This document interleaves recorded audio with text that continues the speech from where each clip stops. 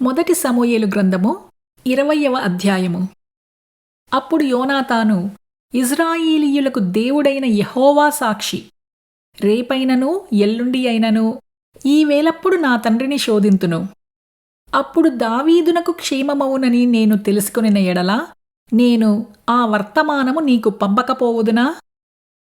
అయితే నా తండ్రి నీకు కీడు చేయనుద్దేశించుచున్నాడని నేను తెలిసికొనిన ఎడల దాని నీకు తెలియజేసి నీవు క్షేమముగా వెళ్ళునట్లు నిన్ను పంపివేయని ఎడల యెహోవా నాకు గొప్ప అపాయము కలుగజేయుగాక. యెహోవా నా తండ్రికి తోడుగా ఉండినట్లు నీకునూ తోడుగా ఉండునుగాక. అయితే నేను బ్రతికియుండిన ఎడల నేను చావకుండా యెహోవా దయచూపునట్లుగా నీవు నాకు దయచూపకపోయిన ఎడలనేమి, నేను చనిపోయిన ఎడల యెహోవా దావీదు శత్రువులను ఒక్కడైనా భూమి మీద నిలవకుండా నిర్మూలము చేసిన తరువాత నీవు నా సంతతి వారికి దయచూపకపోయిన ఎడలనేమి, యెహోవా నిన్ను విసర్జించునుగాక.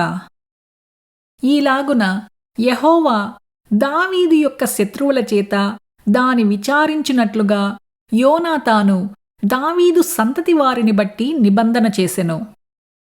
యోనాతాను దావీదును తన ప్రాణ స్నేహితునిగా ప్రేమించెను కనుక ఆ ప్రేమను పట్టి దావీదు చేత మరలా ప్రమాణము చేయించెను. మరియు యోనాతాను దావీదుతో ఇట్లనెను, రేపటి దినము అమావాస్య, నీ స్థలము ఖాళీగా కనపడును గదా. నీవు 3 దినములు ఆగి ఈ పని జరుగుచుండగా నీవు దాగియున్న స్థలమునకు త్వరగా వెళ్ళి ఏసెలు అను బండ దగ్గర ఉండుము. గురిచూచి ప్రయోగించినట్లు నేను 3 బాణములను దాని ప్రక్కకు కొట్టి నీవు వెళ్లి బాణములను వెదుకుమని ఒక పనివానితో చెప్పుదును. బాణములు నీకు ఈ తట్టునున్నవి పట్టుకుని రమ్మని నేను వానితో చెప్పిన ఎడల నీవు బయటికి రావచ్చును. యెహోవా జీవము తోడు నీకు ఏ అపాయమునో రాక క్షేమమే కలుగును. అయితే బాణములు నీకు అవతలనున్నవని నేను వానితో చెప్పిన ఎడల పారిపొమ్మని యెహోవా సెలవిచ్చుచున్నాడని తెలుసుకుని నీవు ప్రయాణమైపోవలెను. అయితే మనమిద్దరమూ మాటలాడిన సంగతిని జ్ఞాపకము చేసుకొనుము. నీకును నాకును సర్వకాలము యెహోవాయే సాక్షి.